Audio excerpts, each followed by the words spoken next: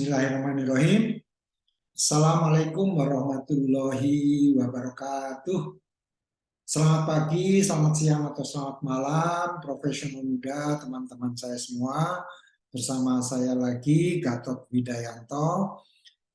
Kali ini kita lanjutkan pembahasan kita mengenai professional excellence atau profesionalisme, yang mana kita sudah masuk pada pembahasan pada pilar ketiga, di mana pilar ketiga ini merupakan pilar yang kita sebut dengan engagement, pilar terakhir ya.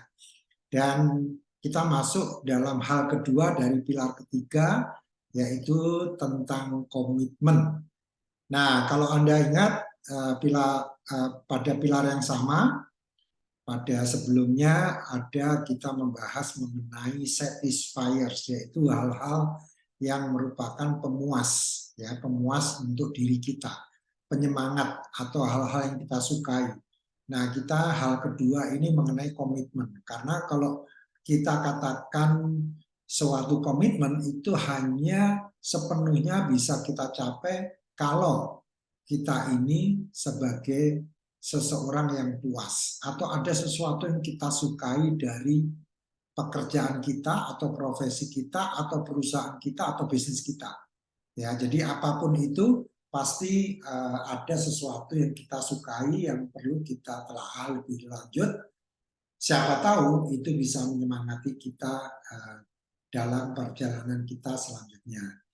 Jadi kita langsung aja ya ke slide kita, supaya kita konsisten setiap saat kita membahas mengenai suatu hal dalam setiap pilar. Saatnya kita membahas mengenai komitmen.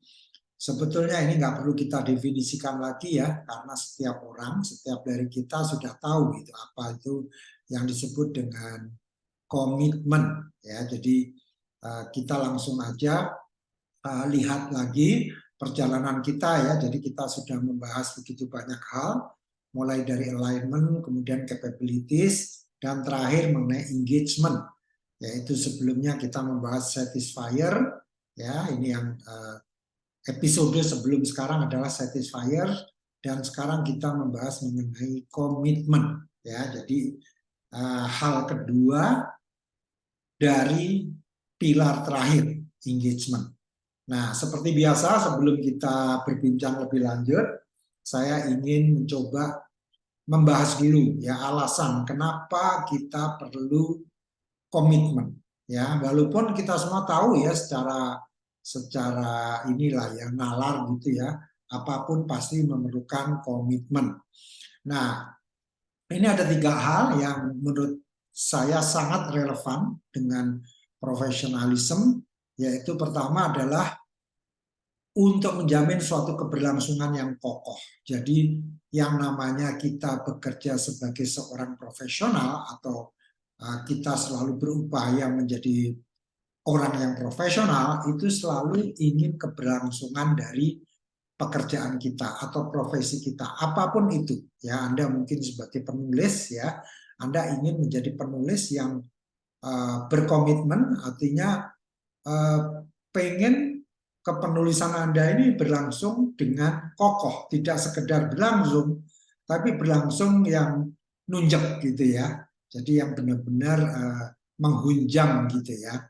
Jadi ini bukan hal yang sembarangan. Jadi komitmen ini tidak sekedar diucapkan, tapi harus kita hayati. Jadi Anda coba hayati, apapun profesi Anda, mungkin Anda bekerja di bagian produksi, atau Anda bekerja di bagian pemasaran, Anda bekerja di bagian legal, apapun ya profesi Anda pasti menginginkan adanya keberlangsungan yang kokoh. Kemudian yang kedua adalah perlunya konsistensi. Jadi kalau orang memiliki komitmen, itu adalah untuk menjaga konsistensi. Nah, kenapa konsistensi penting? Karena segala sesuatu itu perlu konsistensi. Coba bayangkan kalau Anda memiliki sebuah toko gitu ya, toko buku, tapi bukanya seenak Anda. Jadi kadang-kadang buka, kadang-kadang tidak, atau jamnya nggak tetap, kadang-kadang buka jam 8 pagi, kadang-kadang jam 12, tanpa ada kejelasan atau jam operasional yang diumumkan ya, misalnya di Google Maps gitu ya, diumumkan. Nah, ini perlu konsistensi kan. Jadi kita memang perlu sekali konsistensi apapun profesi kita.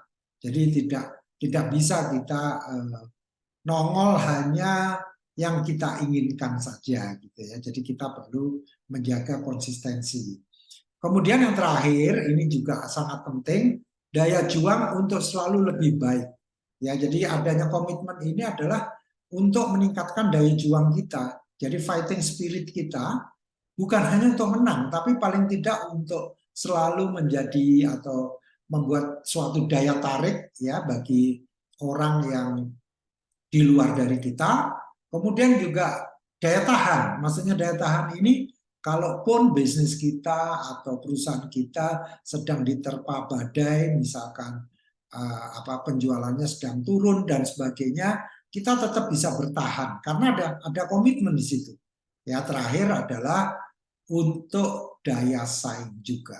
Ya, jadi daya saing itu tentu untuk lebih baik dan membuat orang lebih tertarik kepada kita daripada entitas yang lain atau perusahaan yang lain.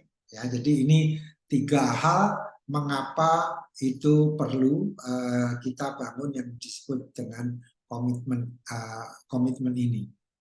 Nah, kemudian bagaimana membangun komitmen itu? Ya, jadi kita sekarang mencoba melihat komitmen dari segi keseharian kita gitu ya. Jadi ini sebetulnya lebih tepatnya kita membangun komitmen dari yang disebut dengan kemarin kita membahas mengenai satisfiers ya. Jadi apapun yang saat ini Anda kerjakan, coba cari satisfiers itu dan kita nggak perlu bahas lagi mengenai satisfiers.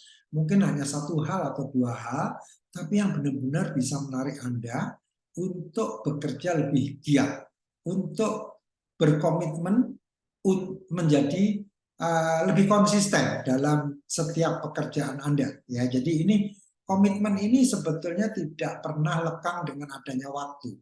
Ya, karena dengan semakin